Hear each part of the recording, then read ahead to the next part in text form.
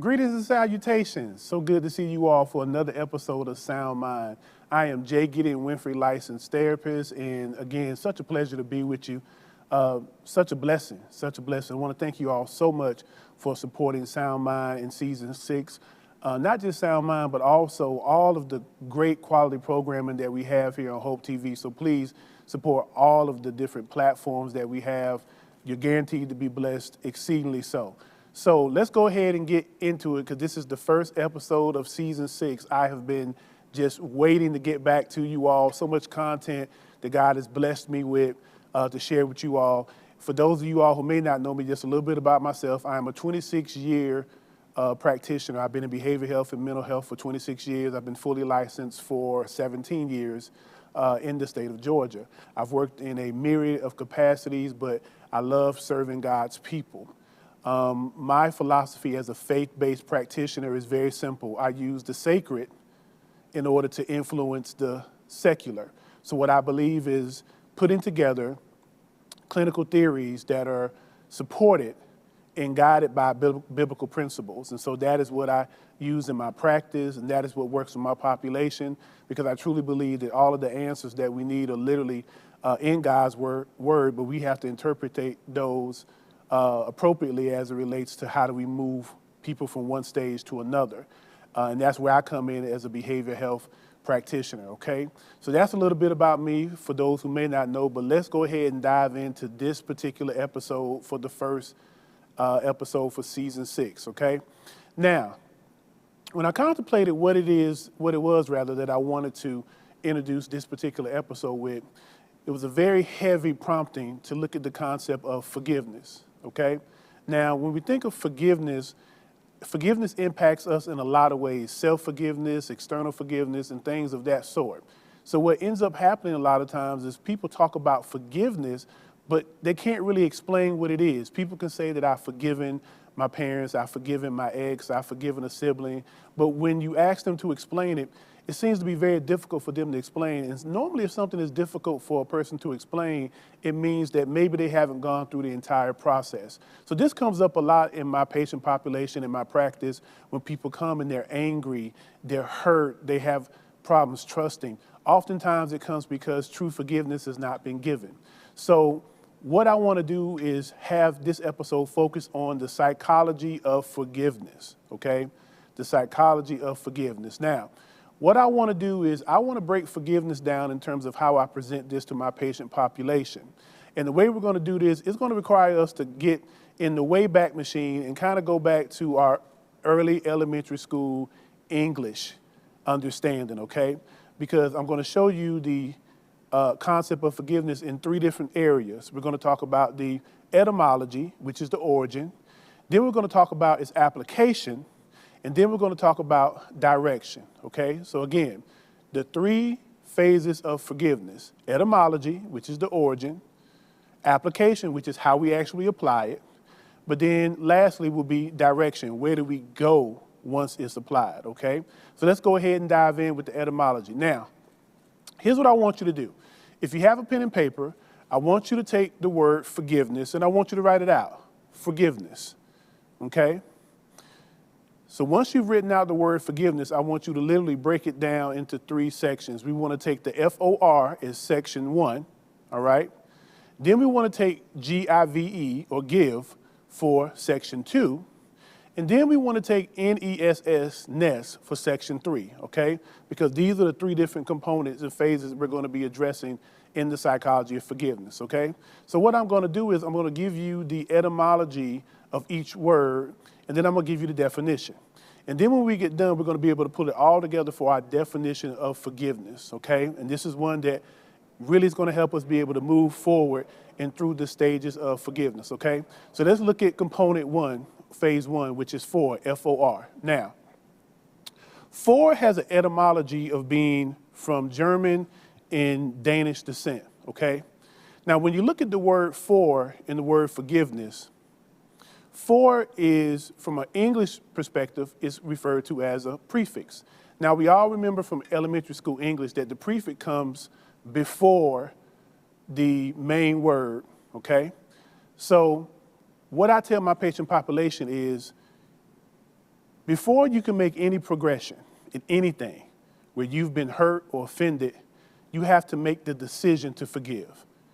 So when we look at the FOR, when we look at the for, and with it being a prefix, we have to make the decision that we're going to forgive. If you have not made the decision that you're going to forgive, then anything else after that is going to be completely counterproductive. It's not going to have any type of rooting to it because you haven't made a conscious, spiritual, mental, and emotional decision to forgive. So we got to decide from the very beginning that this is what we do. You don't stumble into forgiveness. It is an active decision, okay? So that's when we look at when you talk about the prefix for. Before we do anything else, we have to make a decision. Now, when you look at the definition of for, and I looked at about 25 different definitions, and the one that I saw that seemed to be the most clinically progressive was in support of, okay? So when you look at the word for, attach it with the definition of in support of, okay? Or a willingness in support of. So that's going to be our definition for the word for. Willingness or in support of, okay? So that's for, all right? So make sure you have component one, for. And remember, it's a prefix, which means that before we go to the main thing, before we go to the action, we got to make the decision, okay? Now, since we got for out the way, let's go ahead and proceed to the next component, which is the give, G-I-V-E, okay? Now, give is our second phase and our second component. Now, give, going back to our English elementary school lessons, give obviously means it is a verb. It is an action, okay? And give has its origins in three different language basics of Dutch, German, and Old English. So the word give has been around a long time and it's gone through different generations and different evolutions, okay? So when you look at give is a verb. It is an action. So when we look at give, again, researched about 20 to 25 different definitions.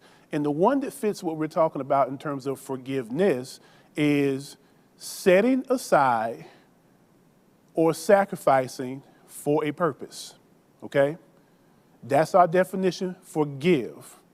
Setting aside or sacrificing for a purpose. Now, it can go either way. It can be setting aside and sacrificing, or setting aside or sacrificing. But there's a setting aside and there's a sacrificing that takes place, okay? For a purpose.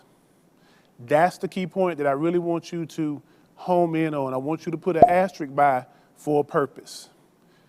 Because we're not just doing it to be doing it.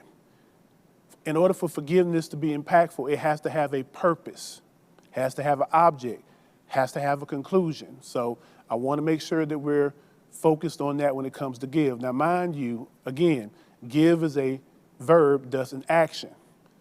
It's action. It's not just talking. It's literally a matter of movement. There's action involved, okay? All right, so now that we got give out the way, let's go to the third phase and the third component, ness, N-E-S-S, okay? Now, when we look at ness, ness has its origins from an etymology regard, Dutch, German, Old English. So it means that the word's been around a long time, okay? So when you talk about ness, ness is a suffix, okay? So going back and looking at our English lessons back from elementary school, we know that the suffix comes at the end of a word, okay?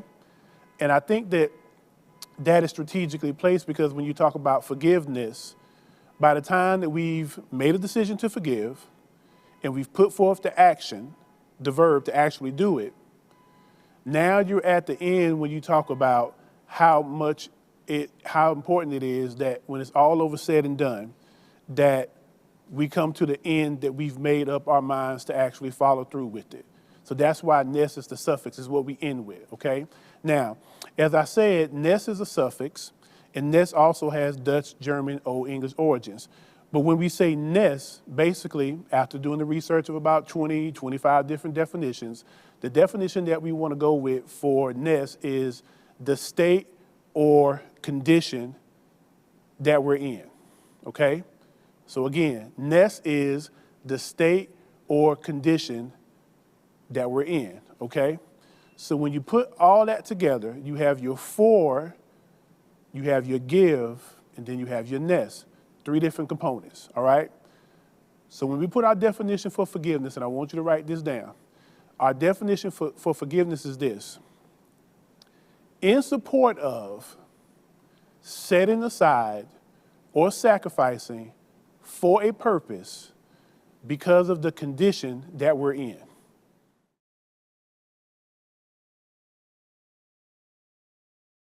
What's up, House of Hope? It's the Flavor King, and welcome back to Cooking with Flavor KL.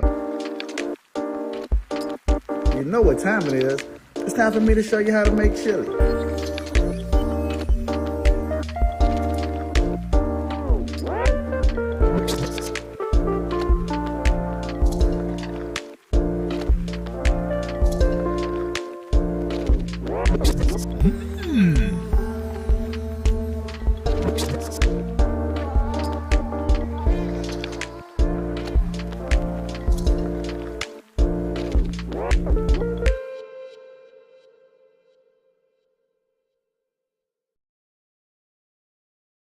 My Shiro doesn't always wear a cape, but she always has time for a hug, a smile, for going the extra mile. My Shiro stretches every dollar, puts in long hours, puts others first. But now it's your time, Mom. When you're ready to retire, we want you to be able to enjoy it. It's time to start saving now. A free 3-minute online chat can give you the personalized tips you need to start boosting your retirement savings today. Visit aceyourretirement.org/Shiro. You know, we're going to talk about something that you hear more and more about today, and that's dementia. Alzheimer's disease and dementia drastically impacts the Black community. We're twice more likely to be diagnosed with Alzheimer's disease or a form of dementia in comparison to our white counterparts. And so again, this is why it's so important for us to take a minute and to learn about this, to see what's going on, and then understand how we can reduce our risk.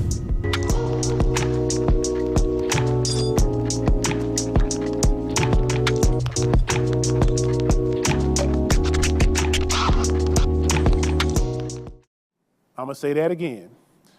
In support of setting aside or sacrificing for a purpose because of the condition that we're in. That's our forgiveness definition. But what I often tell my population in private practice that I work with is once we come up with the definition, it's even more powerful when you go backwards.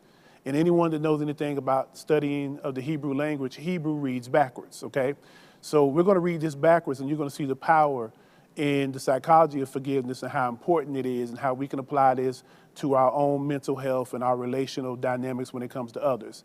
So when you read it backwards, it's basically saying, because of the state or condition that we're in,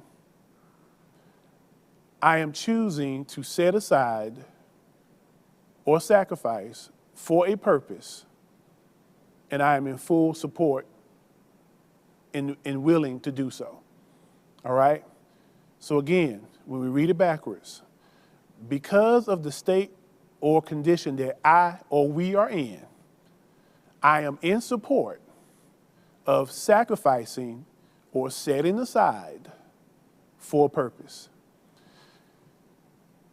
I really, if you ask me to pick which definition I like, it's the same definition, it's just a matter of whether we read it forward or backwards. I like the backwards definition because it really ushers in why forgiveness is often needed. Forgiveness is often needed and extended because of the state or condition that I or we are in. So when you talk about forgiveness, basically what you're saying is, I don't like the way I feel.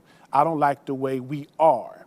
And because I don't like the way I feel and I don't like the way that we are, then I am in support, meaning that I have a willingness. I am in support of setting aside or sacrificing for a purpose. Now, the key thing in this definition is the end is for a purpose. If our forgiveness has no purpose, then it's not really forgiveness. It can be making amends. And making amends is not the same thing as giving forgiveness or receiving forgiveness for that matter. So that's our definition that we have for forgiveness. But I want to go to the next part, which is actual application. How do we take, once we have the etymology and once we have the definition of forgiveness, what do? Okay, now we got forgiveness. How do we apply it? I'm glad you asked, okay? So here's 4 different components of the actual application of forgiveness. And this is important because we want forgiveness to be visible. We want it to be measurable. It needs to be seen. Remember, the give part is a verb in action, so it requires us to do something, all right? So when we talk about forgiveness, now let's go back to for. Remember the first part, F-O-R. And remember, our for part means in support of, okay? So when we talk about the application of being in support of forgiveness, here's what it looks like. If you're in support of forgiveness, you have a willingness to talk as well as a willingness to listen. Let me say that again. If you're in support of forgiveness, there is a willingness to talk and a willingness to listen. That also looks, in a couple of ways. It can also look in the way of how do we take ownership of our actions? How do we actually apologize? How do we accept apologies? How do we give attention to the matter? So all of these things are active demonstrations of what it looks like to be in support of forgiveness, okay? It's hard to be in support of forgiveness if you're not willing to talk, if you're not willing to take ownership, if you're not willing to listen, if you're not willing to apologize. Now notice I didn't say I'm sorry, but say I apologize, okay? And that's something that I stress to those that I work with, particularly my couples. It says a lot about your emotional and relational maturity when you can apologize to your mate. Oftentimes, if a person can't apologize, that's a very difficult dynamic to work with in any relationship. So I always encourage, be quick to apologize. Be quick to self-assess what you may have done to contribute to the dynamic so you can go back to the relationship being in its highest status possible, okay? So all those are things that we do in the applying of the for, F-O-R part of forgiveness, meaning in support of. This is how we show we are in support of forgiveness, okay? So now that we have the for part, let's go to the second part of application, which is give. So what does the give part look like in its application and forgiveness? So the give part looks like this. When you're talking about setting aside and sacrificing, what we're saying is we are willing to set aside time, ill feelings, anger, hurt, bitterness, pride, accessibility, revenge in ourselves. So I gave you a lot of things to consider because those are the things that we're willing to put aside. Remember, our definition of give is setting aside or sacrificing. I'm going to sacrifice my anger for the purpose of us being able to be in full reconciliation, for us being able to move forward as a family, as husband and wife, as girlfriend, boyfriend, as brother and sister. I'm willing to do that, and this is evidenced through my giving. Remember, setting aside or sacrificing, okay? It's very important that these are your action words. What am I willing to give? You know, am I willing to give my accessibility? And that's important. If somebody is wanting to truly be in partnership with you regarding forgiveness, they're going to make themselves accessible, okay? They're going to make themselves available. Now, the beautiful thing about forgiveness is that forgiveness does not necessarily require somebody on the receiving end. You can forgive a person without their permission. It's one of those things where you don't necessarily need somebody else to do it. But nonetheless, it's important to understand that there is an action and a series of actions that's involved when it comes to forgiveness in that aspect, okay? All right, so let's go to the third component, which is ness. Remember we talked about ness, N-E-S-S, being the suffix at the end, which means the state or condition that we're in, okay? Now, when you talk about the state or condition that we're in, this is where we look and say, okay, what kind of state or condition are we in, am I in? Normally when forgiveness is needing to be applied, normally the state or condition that we're in, it could be one of strain, it can be one of distance, it could be one of confusion, uneasiness, tension, anxiousness, anxiety, brokenness, hurt, or even anger, okay? Those are the things that propel us to want to move to forgiveness because of the state or condition that we're in. So what the goal is for us to get to a state or condition of cohesiveness, a state or condition of release, a state or condition of peace, a state or existence of coexistence, or even a state or existence of being able to agree without being disagreeable, okay? So that is when we look at the application of the state or condition that we are in. Now, the fourth component to the application phase of forgiveness is one based on the purpose, okay? What is the purpose of forgiveness? Now, only you can decide that. And this is the beautiful thing, again, about forgiveness, is that it doesn't necessarily require another person's action, reaction, or interaction. You can give forgiveness if you know that the purpose is, I just want to be free from the subject matter. I want to be able to sleep well at night. I want to be able to make sure that all is well between God and myself.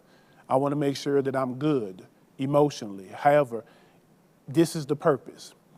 And so when you decide what the purpose is, that guides you in the principles of how you want to apply forgiveness, okay? So the purpose can be endless. Basically, your purpose is your why reason. It's not your what, it's your why. Now, a lot of times about forgiveness, it doesn't require us to have a conversation with people. Now, ideally, I would promote that because it's always better to have dialogue with someone.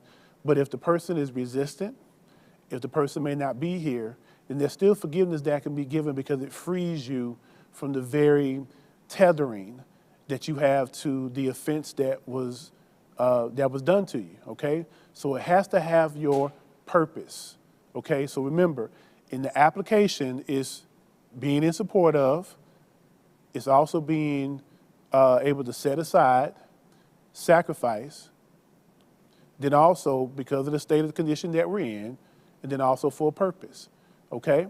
So that's how we apply it. I want to give you tools how to apply it because the sound mind, we don't want to just talk about the conversation, we want the conviction, and then we want the conversion, okay? So I want to give you actual tools, the same tools I would give you if you came to see me one-on-one for individual therapy, or if you came to see me for family, or if you came to see me for marriage therapy and counseling. The same tools I want to give you because you're part of the Hope TV family, and I love you, and I thank God for you that you're here. So I want everybody to truly have a sound mind and have a sound heart, okay? So that's why we're giving you the tools.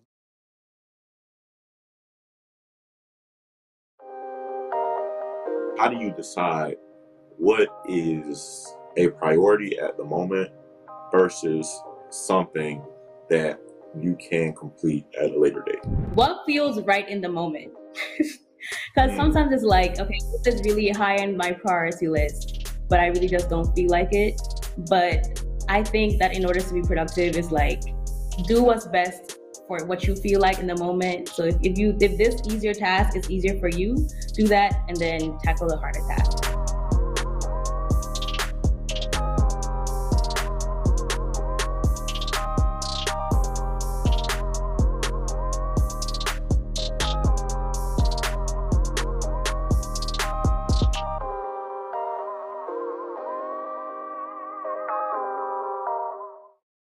Part-time job, full-time hustle, all-time Shiro to all of us. You nurture, we listen. You teach, we thrive. You lift our spirits, but we've got to lay down the truth. It's time for you, our Shiro, to stretch for the stars. A free online chat can give you the personalized tips you need to start boosting your retirement savings today. Start saving more for retirement so you can feel prepared and live your life to the fullest. Visit aceyourretirement.org. So what is some major hesitancies around this vaccine? Because I ask younger people all the time, why haven't you gotten the shot? A lot of people say, well, my mom hasn't gotten it. And so I think people are impacted by the parents and whatever reasons they have for not getting it. I don't know if you heard Nicki Minaj put out information about her cousin having her testicles swollen, and of course that took off